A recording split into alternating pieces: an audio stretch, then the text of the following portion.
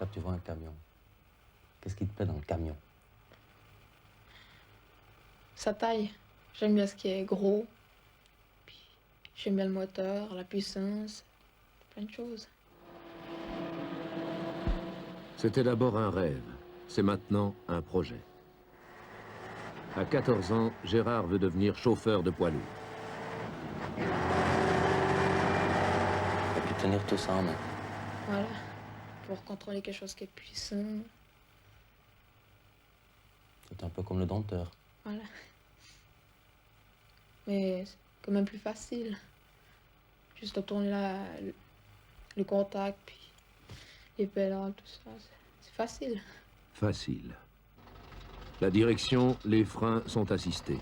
Le chauffeur ne l'est pas. Gérard, qui collectionne les images des cargos routiers américains, s'imagine dompteur de mécanique puissante.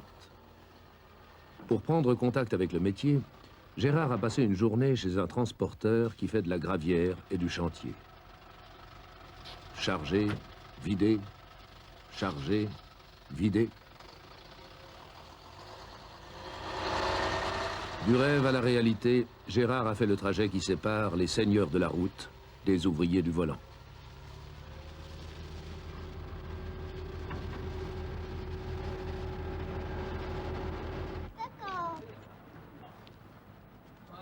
Le routier est prestigieux, le camion est fascinant.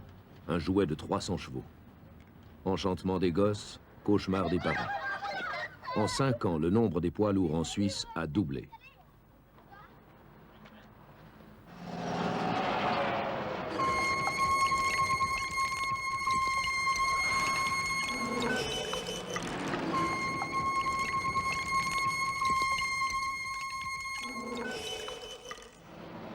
On a bien raison d'avoir peur.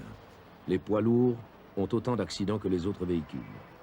Les routiers sont aussi souvent fautifs que les conducteurs ordinaires.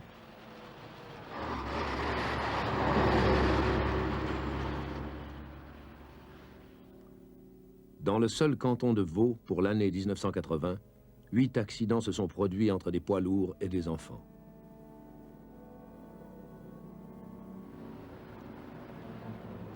Vu de l'extérieur, les routiers font rêver, les routiers font trembler. Vu de l'intérieur, c'est un métier écrasant.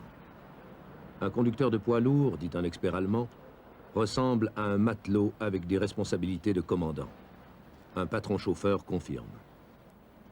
C'est une profession où il faut que le type ait du caractère et qu'il se rende compte que c'est une très très grande responsabilité. Il se transporte n'importe quoi, pas seulement des palettes qu'on met dans un camion délicatement et c'est fini, qu'on pose.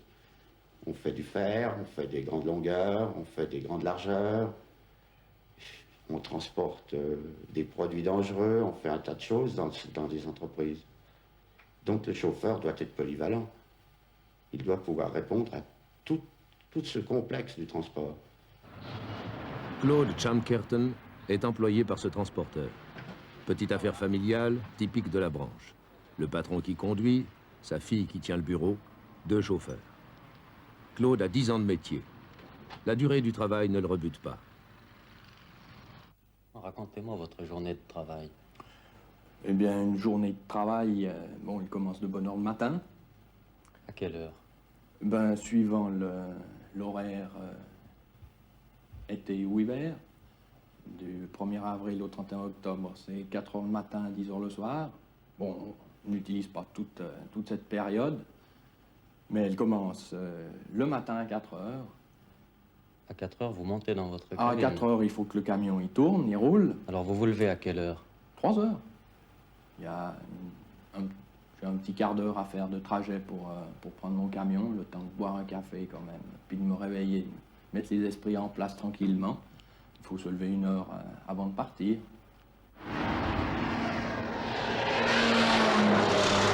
La journée de travail commence avant le lever du soleil, parce qu'il faut livrer chez le premier client à l'ouverture des portes à 7 heures pile. La loi dit que le chauffeur doit faire une pause d'1 heure au moins après 4 heures de volant. Le chauffeur, lui, sait qu'il doit souvent sauter la pause ou la raccourcir, quitte à risquer la panne de paupières.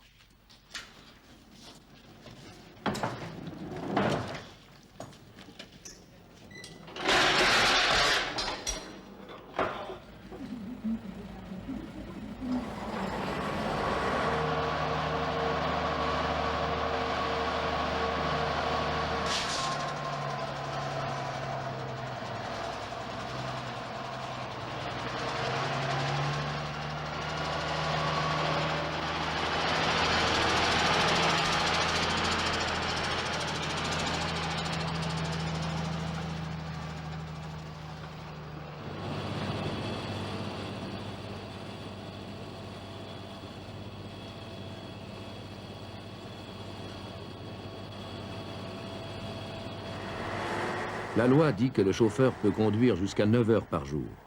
Le chauffeur, lui, sait que dans cette limite, il doit faire 5 ou 600 km. Une manœuvre de parquage peut lui faire perdre une demi-heure, un embouteillage en pleine ville autant. Et aux heures de conduite s'ajoutent les heures de manutention. Mais la loi ne met aucune limite à la durée quotidienne du travail total. Claude transporte ainsi de Genève en Suisse allemande une cargaison de vinaigre et revient à Genève avec une cargaison d'huile. On ne vous raconte pas de salade, ce sont des journées de 15 à 16 heures.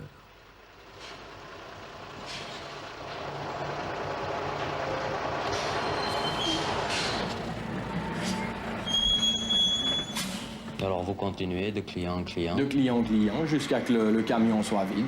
Alors bon, si tout va bien, on arrive à livrer avant midi. Alors après, ben, la pause pour le dîner. Des fois, on n'arrive pas à tout vider, il faut recommencer l'après-midi. Ou si on est vraiment serré, ben, on saute même le dîner. Et puis on le récupère plus tard. Et ça permet de rouler entre le laps de temps du repas, de rouler quand il n'y a point de circulation. Quand vous vous arrêtez pour manger, vous prenez combien de temps? Disons en moyenne, il faut compter 1 heure de temps. On recharge en cours de route et puis on redescend sur le point de départ. Et vous arrivez à quelle heure? Ça dépend. Si c'est une journée qui est, disons, une journée normale, bien remplie, on rentre à 6-7 heures le soir. Puis si c'est une journée qui est un peu plus longue, si on fait plus de kills, ben, on rentre à 9 heures. Ça fait arriver à 10 heures.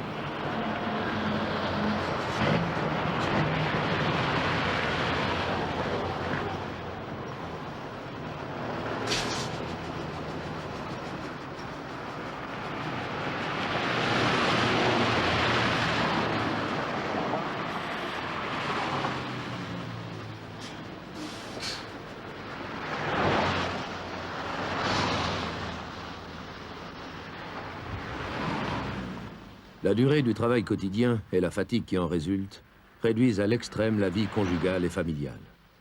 Le chauffeur doit observer son temps de repos quotidien. Il faut récupérer. Les ménages des chauffeurs, constate un expert allemand, sont des ménages de week-end. Quand Claude est parti, sa femme dormait. Quand il rentrera, ce sera pour se mettre à table et dormir au plus vite. Alors votre femme, qui ne vous a pas vu depuis la veille, Ben, elle est toute contente de me voir arriver. alors elle aimerait passer un moment avec vous, tranquille, sortir un peu peut-être? Ben, il faut réserver les jours où on a le temps pour ça, justement. Au contraire de Claude, qui est chauffeur dans une petite entreprise, Albert Veufray travaille dans une grande. Mais leurs journées se ressemblent. Tous les routiers travaillent beaucoup plus longuement que la masse des ouvriers et employés de l'industrie. Le progrès social va moins vite que les camions. La loi reconnaît aux chauffeurs la semaine de 48 heures et permet d'aller jusqu'à 52. Le chauffeur, lui, sait qu'il lui faut souvent abattre une semaine de 60 heures.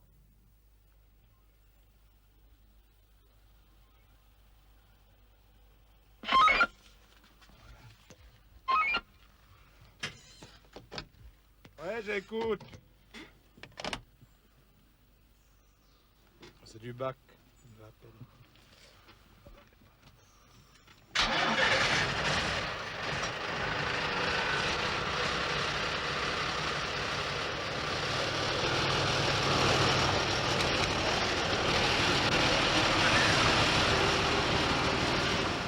Les chauffeurs reconnaissent que leurs journées de travail sont démesurément longues et entraînent une fatigue dangereuse.